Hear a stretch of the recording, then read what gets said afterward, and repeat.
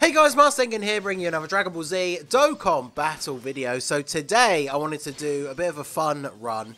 I actually suggested this to Minato ages ago, which I think he did on stream after the Fusions Easy A's came out on JP. Or at least I believe he told me he did, but I didn't actually get to see it. But we are doing the full JANMEBA team versus the legendary VEGETA event. So we are running double tech JANMEBAs as the leader. The reason we have to do this, technically I guess it would work out better if one of the friends was another LR JANMEBA, just for the extra defense, a little bit safer when you get to the final stage. But unfortunately, one of his few drawbacks is that JANMEBA is not on Corroded Body and Mind. So technically we cannot run a full Corroded Body and Mind team, so we are running double tech JANMEBA leads because obviously his secondary leader skill is the extreme types 130%. So that is one thing to bear in mind during this run, the fact that JANMEBA is only under double 130 leads. So obviously his attack power is not as high as we've seen in like the solo showcase for him. Because he's an infinite stacker, and he obviously has as soon as he gets that first dodge, he starts guarding. Long form events like this are the perfect setup for him. So by the time we get to the end, I'm pretty sure I do a defense check in the last phase, and he's still like up over 500k defense. And of course in the final stage, we're fighting an AGL enemy, so even if he doesn't dodge or have guard activated at that point, he's not really going to take any damage. So you can see here he's hitting like a 2 million attack stat. I think the highest he gets up to at any point, which is when we have Tech JANMEBA on the rotation and we actually get the orbs to activate his passive, I think he gets up to about 2.2, which is not terrible. Obviously not the best. Now, I've obviously, as you can probably tell already, the footage is somewhat sped up a little bit because not only is JANMEBA on the lower leader skill, but we're running units like STR and INT JANMEBA here in 2022, which not the hardest hitting units in the world. Obviously they're still able to survive reasonably well defensively, but the stage took a very long time. So you can already see at the bottom how long the video is. This is with the game going at like 150% speed. I think the final run was like 25 minutes, something like that. So it's pretty long. We get 2 Dokkan attacks throughout the course of the run. And we did not start off with the best rotation. So the unfortunate thing about this is I think my 3rd attempt at recording the video, because I actually did the run off camera, like first time, no items. It was pretty good. I got some great moments like countering well, not countering, but negating Blue Evolution Vegeta's super attack at the end with LR JANMEBA. Pretty cool stuff like that. So of course, in typical fashion, when I came to record it, I wasn't getting anywhere near that much luck.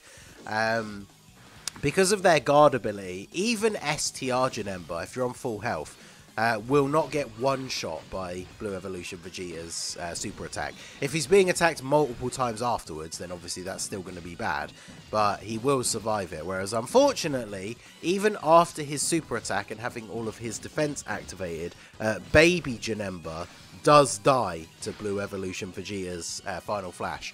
And the run before this one, I literally got up to what would have been the final turn, and baby JANMEBA got super attacked and I died from full health, with Vegeta having less than like half a health bar left. So in this run I do pop some items at the end. I've discussed this before, like on the podcast and in videos and stuff, about one of the, like this kind of difficulty for these end game events I find kind of annoying. Like the fact that you can get all the way to the end without using a single item, and then the wrong unit takes a super attack and you just die from full health. It's kind of annoying. So obviously once we get to that Blue Evolution Vegeta part of the event, I do believe I pop a couple of items just to make sure. And then of course he doesn't end up supering baby JANMEBA anyway. But so yeah, this rotation actually works out nicely for a large part of the event here, having LR JANMEBA and the JANMEBA together. Obviously I'm trying to, early on as much as possible, have LR JANMEBA in slot 2 so we can build up his passive. I didn't bother going for the nodes here because Vegeta's basically dead at this point. That was another thing that was kind of annoying about this run, was the fact that early on, not only were our rotations nowhere near what I wanted them to be, so I had to spend a few turns getting that all sorted. Obviously, one of the biggest thorns in the side of this run is my favourite, everyone's good old boy, Tech JANMEBA.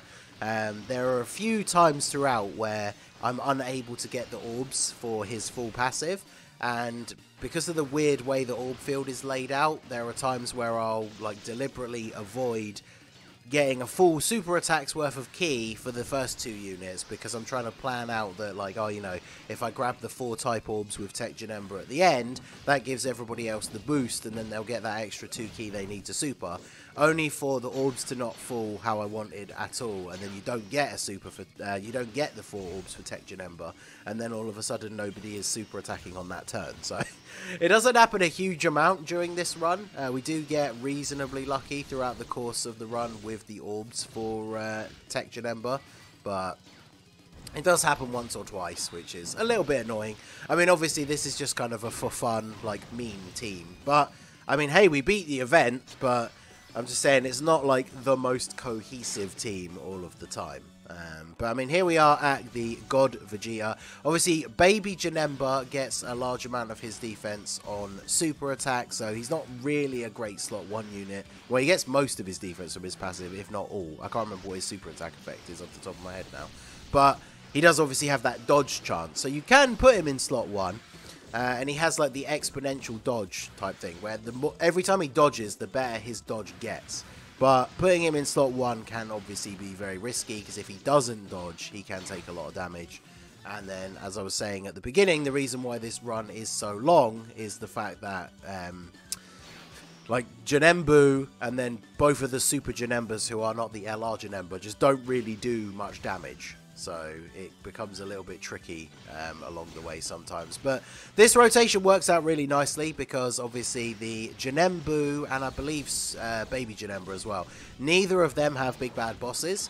So where possible, I'm trying to put the Tech JANMEBA in slot 3 next to whoever JANMEBA is on that rotation, so that they can actually activate big bad bosses. Obviously on the turn with Baby JANMEBA, I don't want to risk putting him in slot 1. So the JANMEBA that he's on rotation with usually has to miss out on big bad bosses. But you see here, like, Tech JANMEBA, the friend one that I brought I thought is either rainbow or 90% on this attempt. Mine only has 2 dupes. You can see there, he didn't even take that much damage, considering I don't think we picked up the rainbow orbs last turn. We only picked up the type orbs to get the support buff. So Tech JANMEBA, even in this difficult content, like the Legendary VEGETA event, he's pretty good at tanking after a super attack. And you see Baby JANMEBA, he's a consistent around 3.4 million attack stat, unless he gets an additional, and I think it jumps up to about 3.6. Baby JANMEBA is the only Easy A Heroes unit that I didn't rainbow, actually. I think he's got 2 dupes. He is obviously full level 10 links. Obviously, once it gets to the point where there's only 1 unit you need, I was very tempted to continue summoning on that Easy A Heroes banner just to get those last 2 copies of JANMEBA. But obviously, once you have every single other unit on the banner rainbowed, it becomes very difficult to justify summoning on a guaranteed featured banner when you have every single featured unit except for 1 rainbowed. So maybe next time when Heroes comes around again, like every year when Heroes comes around, I'm going to be going ham on those banners. So I assume we'll probably get another one of those stones that lets you pick a unit. Because obviously next year, Baby JANMEBA's not going to be on one of those like guaranteed featured Easy A banners. He's just going to be in the general pool. So the chances of actually pulling another copy of him are going to be pretty slim. But actually, if I remember rightly, we were able to get 2 stones, weren't we? But you couldn't pick the same unit twice. So I'm going to be able to pick another copy of Baby JANMEBA, and then I just have to hope that in all the summons that I do, I actually manage to pull another copy of him unfeatured, because he's really, really good. Having him at 79% is obviously, you know, pretty much perfect, because he has all of his star abilities, but I do want him to be rainbow just to get that little bit of extra offensive and defensive power. But as you can see, the run is going pretty well. We haven't used an item up until this point. The JANMEBAs obviously have a lot of a lot of healing on deck with things like Metamorphosis. JANMEBA, if he takes an attack, heals you at the end of the turn. So we have a lot of ways to regain health during this run, which obviously does help out quite significantly. And you can see here from the runtime the fact that we are not near the end yet, that these last two phases are the ones that start to drag on, because not only does Vegeta obviously have the ability to dodge occasionally, but when you're into these last two phases, he's got a lot of health and he's got a lot of defense. So we are constantly battling against the huge amount of health that he has, with a couple of units on our team who are not particularly offensively powerful. But, I mean, this is a good turn. We get the Tech JANMEBA buff. We also get, like, what we're at, 22 key for LR JANMEBA. So this is him now actually fully built up. And, of course, everyone likes to meme about how LR JANMEBA doesn't do any damage. But there he is with a 6 million attack stat. Mine is only 55%. He is full level 10 links, but he has no dupes. And there he is rocking a 6 million attack stat on this turn. He's got Big Bad Bosses active. We did get the Tech JANMEBA buff, so obviously this is best looking turn on this team.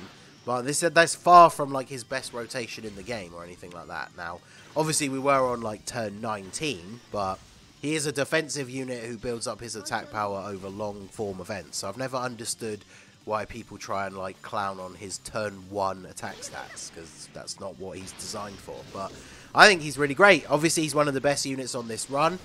He takes basically no damage.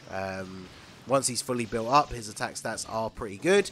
Now, there's a distinct difference, of course, with the support from Tech JANMEBA and with having Big Bad Bosses active. Because on previous turns, and possibly even again before the end of the run, if we put him in slot 1 and JANMEBA in slot 2, I think they only share like 2 or 3 links. We might see it here actually, yeah, because obviously the two Super JANMEBAs can't link together. So we put him in slot 1 here, which means he doesn't have Big Bad Bosses and he doesn't have support, and so now he's hitting a 3.5. So 3.5, you can argue that's low for a summonable LR. Again, mine is 55%, and this is him with like 2 links active, so obviously it's not his most optimal rotation. And unfortunately, this happens. Actually, we got the crit. This isn't the turn I was thinking of, but Int JANMEBA actually being able to take out physical Super Saiyan Blue. I thought this was the turn where he survived with the tiniest sliver of health, but I think that was an earlier phase. So we are finally at Blue Evolution Vegeta. But yeah, this is the kind of turn I was talking about, where basically any one of those attacks in the middle against Baby JANMEBA, if that was a super attack, we would just die. So. And we have the item activated now. You see there we take 110k on STR JANMEBA. If I remember rightly from doing the previous runs without activating an item against Blue Evolution, STR JANMEBA still takes about 250 to 300k from Blue Evolution Vegeta's super attack. But obviously we have enough HP to survive that. And then with his defense lowered, even though he does guard, I think he takes about 40k from normal attacks after that. Which isn't bad. I mean, STR and Int JANMEBA, you can kind of see from this run, they haven't aged the best in terms of attack power, but they're still relatively good defensively. So we're able to pick up a ton of physical orbs for LR JANMEBA here, get his 18 key, well, full 24 key super, and we get the 4 orbs for the support from Tech JANMEBA. The great thing about this final phase being AGL is we don't have to worry as much about getting the 2 rainbow orbs for the Fat JANMEBA, because he doesn't really need to get that extra damage reduction because we are fighting against type advantage. Plus, obviously, on this turn, we have the Whis active as well anyway, so he's already got a bit of extra damage reduction. Him getting a double super here is big as well, because it's just, you know, an extra million damage really helps out at this point. And, of course, on a normal turn, him getting an extra super is really, really good because he raises his defense again. So yeah, this is basically the way we have to go in this final stage. Like I said at the very beginning, if you get the right luck, it is totally possible for this team to no item this stage. Like as you can see here, we get the super attack on STR JANMEBA again. So both of these turns, we actually wouldn't have had to use an item. We would have healed up a decent amount on the next turn, and then, you know, even at the end of the next turn when JANMEBA gets hit and heals at the end. But the problem is I tried to record, like I said, multiple times where I didn't activate an item, And then, of course, on that run, it was Baby JANMEBA that took the super attack. And so he just got immediately destroyed. I'm pretty sure it does like 590k. And you can see we have about 530k HP. So we can't survive it even on full health. So I thought it'd be fun to pop the active skill here for LR JANMEBA. Because I basically never use it. It is the Rage mode. Unfortunately for units like him and Ink Goku Black. And just Great Ape units in general. They really should have, like, if they still want to give characters this kind of effect, they need to make it, like, actually good. Because, yeah, okay, we take no damage, but let's be fair, LR JANMEBA in this event at this point doesn't really take any damage anyway. And now he's hitting, like, 2.1 million on his 18 key. Because, obviously, in this giant form stage, they don't get, like, links, they don't get any of those extra buffs. The link level update really made the giant form like stuff completely obsolete, because the bonus that you get from links is so significant that, like, he probably, maybe not as much, but, like, I feel like he'd have just done as much damage if we just played out this turn and just got his 18 key super. He would have done more damage by himself here in this middle slot than those 3 attacks from his Rage mode. And then we have the attacks from JANMEBA and Fat JANMEBA. So yeah, this was unfortunately a turn where the orbs did not fall down the way I would have liked. So not only did we not get a super for Fat JANMEBA, we don't get the extra key to get the super for JANMEBA, but LR JANMEBA coming in, yeah, 4.8. So if you add together all of his attack stats from the Rage mode was only slightly higher, and that's because we couldn't get the buff here. On the ideal turn, it would have been even better, and of course that was just LR JANMEBA by himself, and then we would have had the damage from JANMEBA and Fat JANMEBA. So I go ahead and pop the Princess Snake here, because obviously at this point it's one of the final items that we actually have left. And I believe even though Princess Snake, whilst it's not the best damage reduction item, it should give us enough to survive if Baby JANMEBA was hit with a super attack. So obviously just trying to play it safe at this point, because, like, as I said, like I've already said, you know, it took me, this is what, the 3rd attempt at recording this, but each one I got to Blue Evolution Vegeta. So considering that this is running in 1.5 times speed, you have to imagine that that means I got to Blue Evolution Vegeta and then got killed after a run that was like 20 minutes long, twice. So at this point, I was like, okay, no. I mean, the team can do it with no items if you get lucky, but I just want to get the run actually done so I can make the video and show you guys. But yeah, I thought it was a fun little meme team, just having the full JANMEBA team. JANMEBA able to come in and get the W here. JANMEBA still performed really well despite being on the lower leader skill, but yeah, I think he is a great unit and it was a fun run, so let me know what you guys think down below. So that is going to be it for the video, guys. This has been the Masked Ningen. Smash that like button, subscribe to the channel if you are new, check out the links down below for the Discord and the merch store, and I will see you all again soon. Have a good one.